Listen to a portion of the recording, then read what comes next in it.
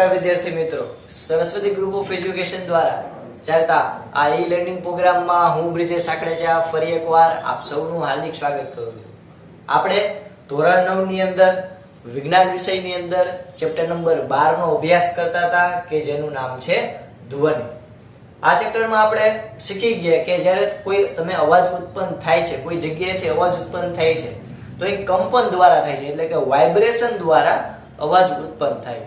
કોઈ પણ હવાનો કણ હોય એ સતત ધ્રુજે રાખે તો એ અવાજ ઉત્પન્ન કરશે. કોઈ પણ પદાર્થ હોય, ઓકે, કોઈ પણ પદાર્થ સતત કંપન અનુભવે એટલે કે ધ્વનિની પહેલી કન્ડિશન શું, તો કે ભાઈ કંપન, વાઇબ્રેશન આવે, ધ્રુજારી આવે તો જ ધ્વનિ ઉત્પન્ન થાય.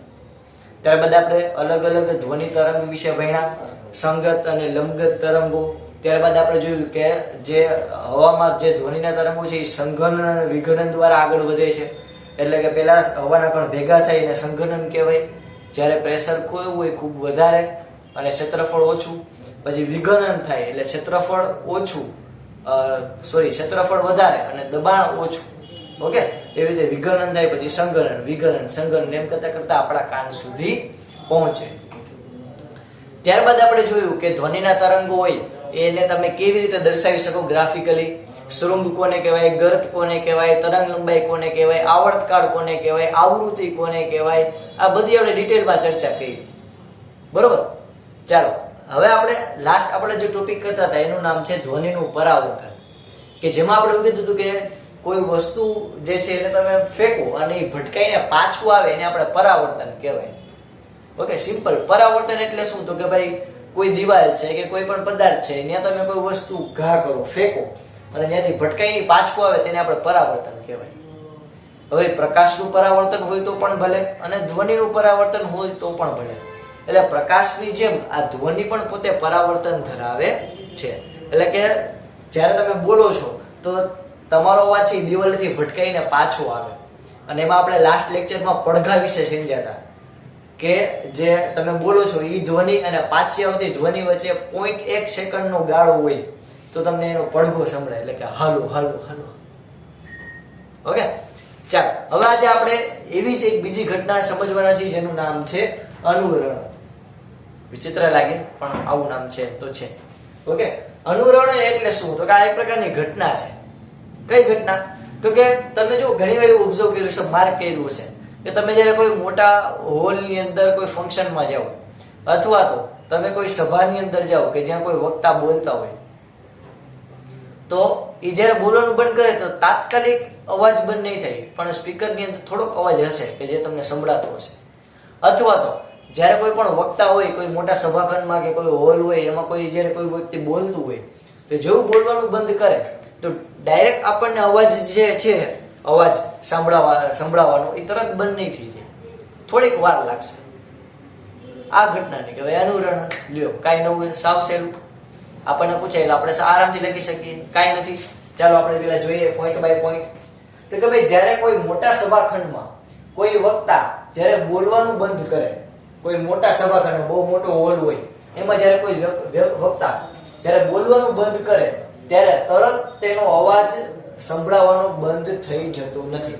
આપણે ઘણી વાર માર્ક કરેલું વિશે તમે ન કર્યું હોય તો હવે તમે માર્ક કરજો, ઓબ્ઝર્વ કરજો કોઈ પણ જગ્યાએ કે બહુ મોટો સભાખંડ હોય, બહુ મોટો મંડપ હોય, બરોબર, એમાં કોઈ વક્તા બોલતા હોય તો તમારે ધ્યાનથી અવલોકન કરવાનું. Okay, clear. તો જ્યારે કોઈ મોટા સભાખંડમાં કોઈ વક્તા બોલવાનું બંધ કરે ત્યારે તરત તેનો અવાજ સંભળાવવાનો બંધ થઈ જતો નથી.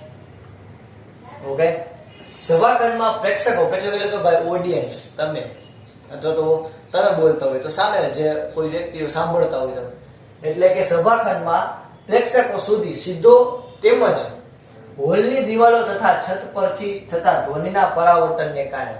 હવે આ કેના જેવું થયું, તો કે હવે માની લો કે અહીંયા હોલ છે, ઓકે, આ આખો આપણો હોલ છે. હવે માની લો કે અહીંયાથી કોઈ વક્તા છે, એ અહીંયા માઇક પડ્યું અને અહીંયાથી પોતે ગાય છે. આપણે ડાયલોગ બનાવ્યો કે જે પોતે કહી શકાય કે બોલે છે અને અહીંયા બીજા ઘણા બધા નીચે ઓડિયન્સ બેઠા છે, આપણા તમારા મારા જેવા બધા ઓડિયન્સ એને શું કરતો કે ભાઈ ઓડિયન્સ એને સાંભળે. આપણે એક કરી કે આપણે એક રચનાત્મક બનાવી. આ ઘણા બધા ઓડિયન્સ છે,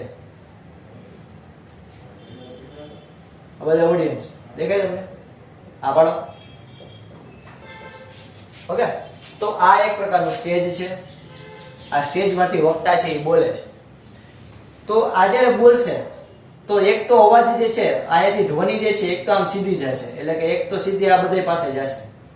બીજી તો કે ધ્વનિ બધી દિશામાં જશે, એટલે અહીંયાથી ભટકાય, અહીંયાથી ભટકાશે, અહીંયાથી ભટકાશે, આ છત ઉપર ભટકાશે.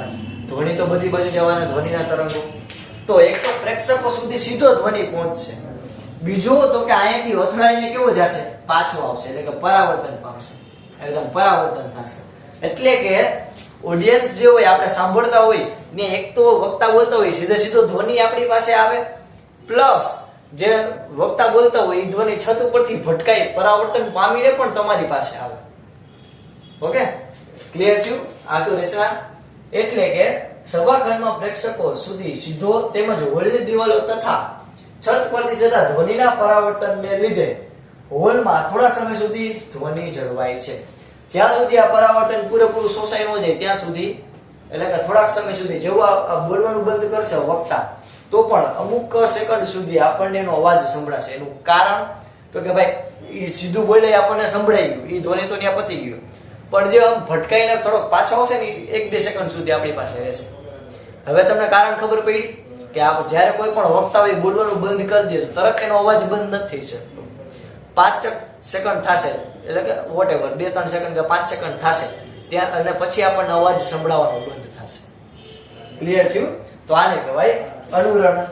તો જ્યાં સુધી તેની તીવ્રતા ખૂબ જ ઓછી ન થાય ત્યાં સુધી અવાજ સંભળાવવાનો કેવો ચાલ.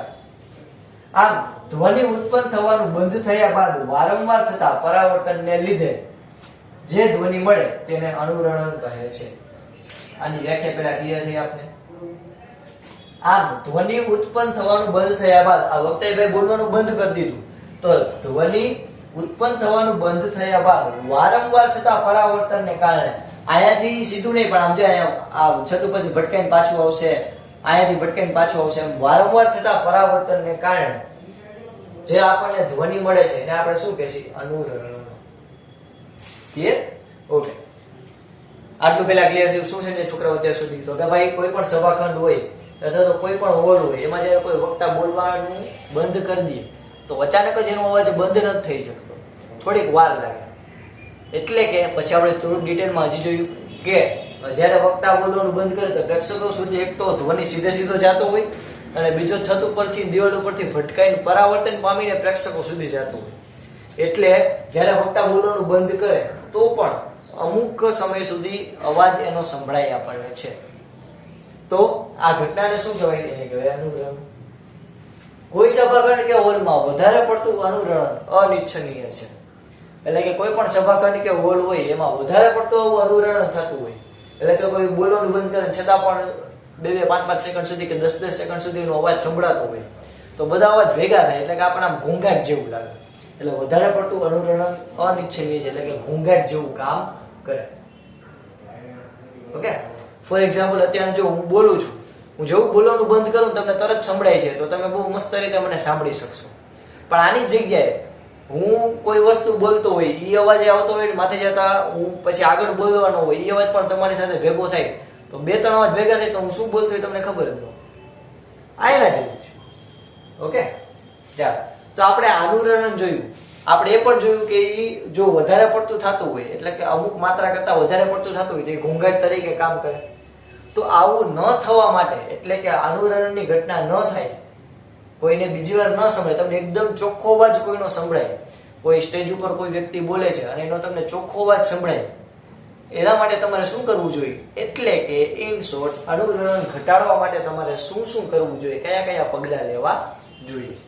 તો આ અનુરણન ઘટાડવા માટે કયા આપણે પગલાં લેશું? તો કે ભાઈ હોલની છત કે દિવાલ પર ધ્વનિ શોષક પદાર્થો પ્રેક્ષકો ઉપર તો લગાડવાનું હોય. એટલે કે જો આપણે બોલશી, માની લો કે હું બોલું તો એક તો ઓડિયન્સ સુધી અવાજ જાય સીધો, બીજો છત ઉપર ને દિવાલ ઉપરથી આમ અવાજ આમ જાય અને પરાવર્તન પામીને પ્રેક્ષકો એટલે કે ઓડિયન્સ સુધી પહોંચે. તો સીધો અવાજ જાય ભલે છે, તો પણ જે આ પરાવર્તન જે છત ઉપર ને દિવાલ ઉપર ને ત્યાં બધે થાય, ત્યાં હું કંઈક એવી વસ્તુ રાખું કે જેથી ત્યાંથી ધ્વનિ કોઈથી પાછો જ ન આવે. તો એટલે જો મેં શબ્દ વાપર્યો ધ્વનિ શોષક પદાર્થ.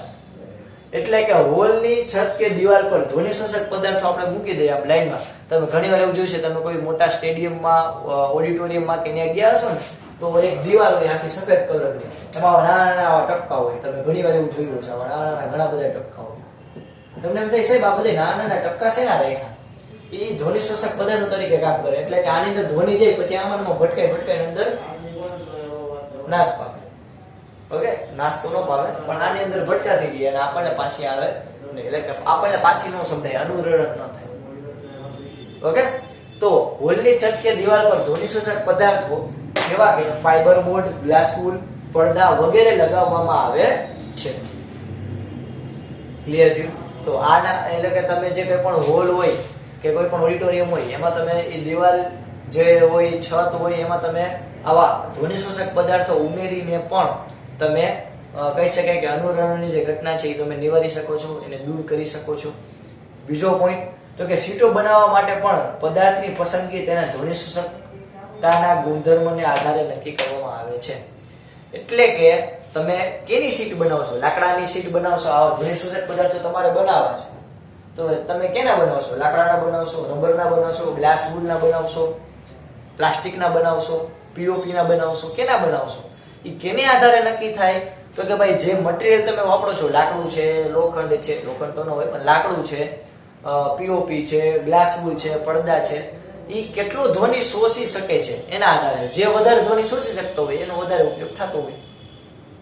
ક્લિયર થયું? ઓકે, ડેન્ટના ડેન.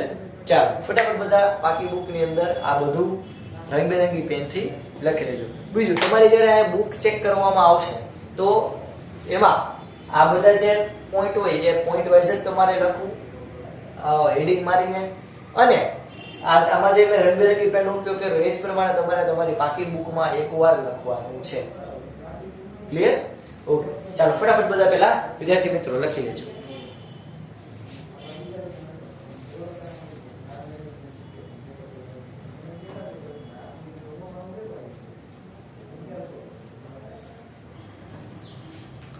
ચાલો, તો હવે આપણે જોશે ધ્વનિના પરાવર્તનના ઉપયોગ. આપણે ત્યાં સુધી ધ્વનિનું પરાવર્તન જોઈ ગયા, હવે આપણે એના ઉપયોગ જોવાના છે.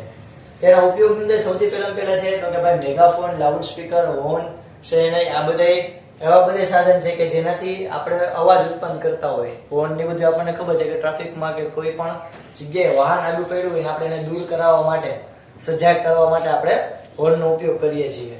તો મેગાફોન, લાઉડ સ્પીકર ઘણીવાર પાર્ટીમાં યુઝ થાય, અથવા તો કોઈ વ્યક્તિ બોલતો હોય અને એને દૂર સુધી પહોંચાડવા માટે, એનો અવાજ બધે પહોંચાડવા માટે આપણે લાઉડ સ્પીકરનો ઉપયોગ કરીએ. શહેનાઈ લગ્ન જેવા પ્રસંગમાં, શુભ પ્રસંગની અંદર એનો ઉપયોગ થાય. જેવા વાદ્યો વગેરે એવી રીતે બનાવવામાં આવે કે જેથી ધ્વનિ બધી જ દિશામાં ફેલાવાને બદલે ફક્ત એક ચોક્કસ દિશામાં ગતિ કરે. એટલે આ બધા જે સાધન જોયા, megaphone, loud speaker, horn, shehnai, આવા બીજા ઘણા બધા સાધન છે, તે બધા એવી રીતે બનાવવામાં આવે કે જેથી ધ્વનિ બધી બાજુ ફેલાય નહીં, પણ એની જગ્યાએ ધ્વનિ છે એક જ દિશામાં આગળ વધે કે જેથી વધારે તીવ્રતા ઉત્પન્ન થાય. એટલે કે વધારે સારો અને ચોખ્ખો ધ્વનિ આપણને મળે. ક્લિયર? આ લાઇટ જે છે, પ્રકાશ હોય એને કેના જેવું હોય? તમે ભણી ગયા કે પ્રકાશ જો બધી દિશામાં વિખેરાય, જેમ કે ટ્યુબલાઇટ નો પ્રકાશ હોય, લેમ્પ નો પ્રકાશ હોય, તે બધી દિશામાં ફેલાય, એમાં એટલી તાકાત ન હોય. જ્યારે લેઝર હોય, લેઝર એક જ દિશામાં ગતિ કરતું હોય. તો એને લીધે લેઝરનો ઉપયોગ તમને ખબર છે કે કોઈ ધાતુને કટ કરવામાં, કોઈ ધાતુને કાપવામાં, કોઈ એવી કહેવાય ને કે લેઝર સર્જરી, એટલે કે ડોક્ટરો હોય એનો ઉપયોગી કરતા હોય શરીરમાં. કેન્સર મટાડવા માટે પણ લેઝરનો ઉપયોગ થાય. તો જો પ્રકાશ જ છે, લેઝર એટલે એક પ્રકારનો પ્રકાશ જ, પણ પ્રકાશને તમે બધી દિશામાં ફેલાવો ને એની તાકાત વિખેરાઈ જાય, અને એક જ દિશામાં ગતિ કરાવો ને તો એની તાકાત બહુ વધારે વધી જાય. એવી જ રીતે આ ધ્વનિ હોય એને બધી દિશામાં આપણે ફેલાવો તેની તીવ્રતા ઘટી જાય. એ જ ધ્વનિને એકદમ ફૂલ કોન્સન્ટ્રેટ તમે એક જ બાજુ ગતિ કરાવો, એક જ બાજુ તમે એ ધ્વનિનું પરાવર્તન કરાવો તો એ ધ્વનિ તમને સારી રીતે સંભળાય. ઓકે, તો આ મેગાફોન, લાઉડ સ્પીકર, હોર્ન, શેરનાઈ જેવા અલગ અલગ ઘણા બધા વાદ્યો એ એવી રીતે ડિઝાઇન કરવામાં આવે કે જેથી ધ્વનિ બધી દિશામાં ફેલાવાને બદલે ચોક્કસ દિશામાં આગળ વધે. આ યંત્રોમાં આગળના ભાગમાં શંકુ આકારના જે સ્ત્રોતથી ઉત્પન્ન થતા આ યંત્રોમાં આગળનો ભાગ જો શંકુ આકારનો રાખવામાં આવે છે. ઓકે, આ એક અલગ પોઈન્ટ પડશે. આપણે અલગ પોઈન્ટ જ આને કરી નાખીએ એટલે કઈ બીજી માથાકૂટ કરીએ નહીં.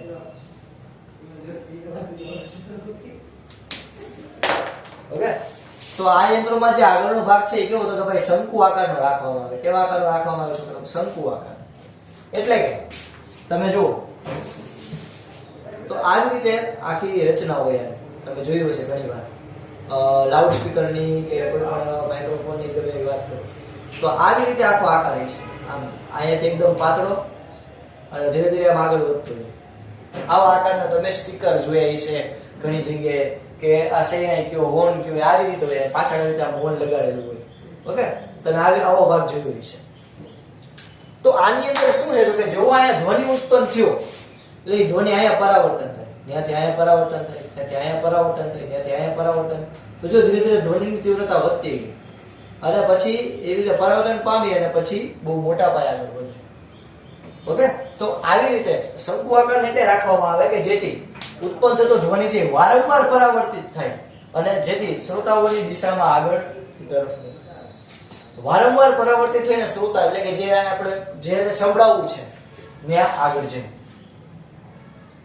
ઓકે, તો હવે તમને ખબર પડી છે કે જેટલા પણ માઇક હોય મીન્સ કે લાઉડ સ્પીકર હોય, હોર્ન હોય, એમાં આગળનો ભાગ વણીવાળો શું કામ હોય એટલે આમ શંકુ આકારનો શું કામ હોય?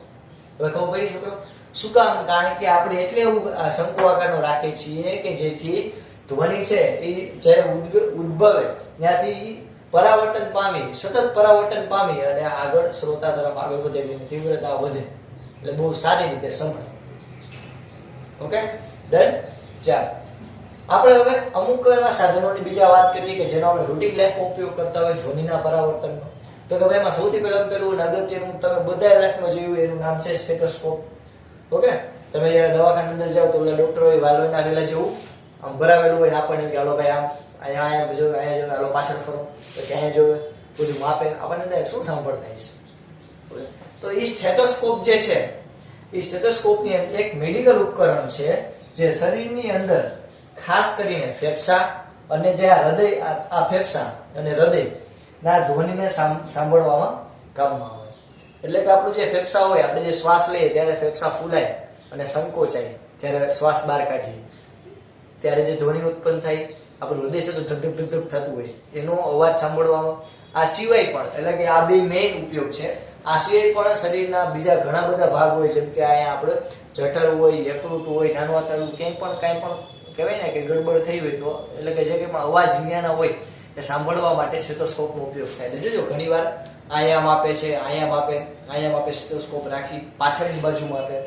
તો આવી રીતે શરીરના ભાગો હોય એને એની અંદર જે ધ્વનિ રહેલો છે આપણા શરીરની અંદરના ભાગનો આપણને સંભળાય નહીં, આપણને ફીલ થાય કે જો હૃદય છે ધક ધક ધડકે, પણ આપણા શરીરના જે ભાગો જે છે એ જે ધ્વનિ ઉત્પન્ન કરી આપણને ન સંભળાય, એટલો બહુ ઓછો ધ્વનિ હોય. એને સ્ટેથોસ્કોપ જે છે એ વારંવાર પરાવર્તન કરી જે આખી આવી નળી હોય એ માની લો કે અહીંયા રાખેલું છે આપણે છાતી પાસે, અહીંયાથી ધ્વનિનું સતત પરાવર્તન કરી અને આપણા કાન સુધી પહોંચાડે. એટલે કે ડોક્ટરનું જે કાન હોય ત્યાં સુધી ધ્વનિ પહોંચાડે. તો સ્ટેથોસ્કોપ છે એમાં પણ ધ્વનિના પરાવર્તનનો ઉપયોગ થાય. તેમાં હૃદયના ધબકારા વારંવાર પરાવર્તન પામી ડોક્ટરના કાન સુધી પહોંચે છે. જે મેં તમને સમજાવ્યું હમણાં સમજાયું ખરા. હવે તો કે જો આપણને એટલે કે આ સ્ટેથોસ્કોપની વાર્તા પૂરી થઈ ગઈ. એક ઉપયોગ આપણે રૂટીન લાઈફમાં વધારે પડતો કરીએ એનો તો કે ભાઈ સ્ટેથોસ્કોપનો આપણે જોયું જોઈએ આપણી લાઈફમાં બધી જે આપણા શરીરના અંદરના જે ધ્વનિ છે એને સાંભળવા માટે આપણે સ્ટેથોસ્કોપનો ઉપયોગ કરીએ. એમાં પણ જ્યાં રાખે છે ત્યાંથી જે આખી નળી હોય એમાં સતત પરાવર્તન પામી અને ડોક્ટરના કાન સુધી અવાજ પહોંચે અને એ પ્રમાણે તબિયતનો અંદાજો લગાડે. ઓકે, પેલો ઉપયોગ ક્લિયર થયો. આગળ કોન્સર્ટ હોલ, સિનેમા હોલની છત વક્રાકાર રાખવામાં આવે. તમે જો બહુ મોટા કોન્સર્ટ હોલ હોય, બહુ મોટા ઓડિટોરિયમ હોય, બહુ મોટા સિનેમા હોલ હોય, એની આખી જે છત છે ને આમ વક્રાકાર છે. તમને એમ થાય સાહેબ આમ સીધી શું કામ ને આમ વક્રાકાર કે આમ નમેલી કેવી કઈ છે, એવી શું કામ રાખે છોકરાઓ? તો કે ભાઈ એટલે રાખે કે ધ્વનિના હોલના બધા ભાગ સુધી ધ્વનિ પહોંચે. તમે આ આકૃતિ જોઈ છે તેમાં તમે જોઈ શકશો કે એવી વક્રાકાર રાખે કે જેથી પરાવર્તન પામી અને બધી દિશામાં ધ્વનિ ફેલાય. એટલે એવું ન થાય કે તમે માની લો કે પિક્ચર જોવા ગયા સિનેમામાં અને વચલા ભાગમાં જ ધ્વનિ સંભળાય, ઓલી બાજુના આલીપા એટલે કે આલીપા અને માલીપા બે બાજુ અવાજ સંભળાય નહીં, એવું ન થાય કે બહુ ખૂણામાં અવાજ ઓછો આવે કે એવું કઈ ન થાય. સિનેમા હોલમાં બધી જગ્યાએ એક સરખો અવાજ આવે એનું કારણ એ જ કે એની જે દિવાલો હોય અને એની જે કહેવાય કે છત હોય વક્રાકાર રાખવામાં આવે કે જેથી એવી રીતે ડિઝાઇન કરવામાં આવે સિનેમા હોલ જે છે કે જેથી ધ્વનિનું પરાવર્તન બધી જગ્યાએ એક સરખું થાય. ઇન શોર્ટ મારું કહેવાનું એટલું. ક્લિયર? ડન. ઓકે. ક્યારેક વક્રાકાર ધ્વનિ બોર્ડ મંચની પાછળ રાખવામાં આવે, એ પણ તમે આકૃતિમાં જોયું હશે કે વક્રાકાર જે ધ્વનિ બોર્ડ હોય એ મંચની પાછળ રાખવામાં આવે કે જેથી ધ્વનિ બોર્ડમાંથી ધ્વનિ જે છે એ ધ્વનિ બોર્ડમાંથી પરાવર્તન પામી અને બધી જગ્યાએ ફેલાય જાય. એટલે કે તમે ઘણીવાર એવું લાઈવ સિંગિંગ કરતા હોય એમાં તમે જોયું છે કે આવી રીતે ઊંધા રાખી અને આવી રીતે ગાતા હોય અને આવી રીતે મસ્ત મજાનો વક્રાકાર પટ્ટો રાખેલો હોય. અથવા તો ક્યારેક કોઈ નાટક મંડળી હોય કે કોઈ કહેવાય કે પરફોર્મન્સ હોય એ જ્યારે માઇક હોય ટૂંકમાં એકદમ એનો સામેનો ભાગ હોય એકદમ વક્રાકાર રાખવામાં આવે કે જેથી જે બોલે તે બધી દિશામાં ધ્વનિ શું થાય? ફેલાય. ક્લિયર? તો આપણે મેઇન તો આપણે કહી શકાય 4 ઉપયોગ જોયા. પેલું તો કે મેગાફોન ને લાઉડ સ્પીકર ને હોર્ન ને સેન્નાઈ, એમાં આગળનો ભાગ એકદમ શંકુઆકાર રાખવામાં આવે એનું કારણ કે એમાં ધ્વનિના પરાવર્તનનો ઉપયોગ થાય. બીજું તો કે સ્ટેથોસ્કોપ ની અંદર. ત્રીજું તો કે કોન્સર્ટ હોલ, સિનેમા હોલ, છત વક્રાકાર રાખવામાં આવે.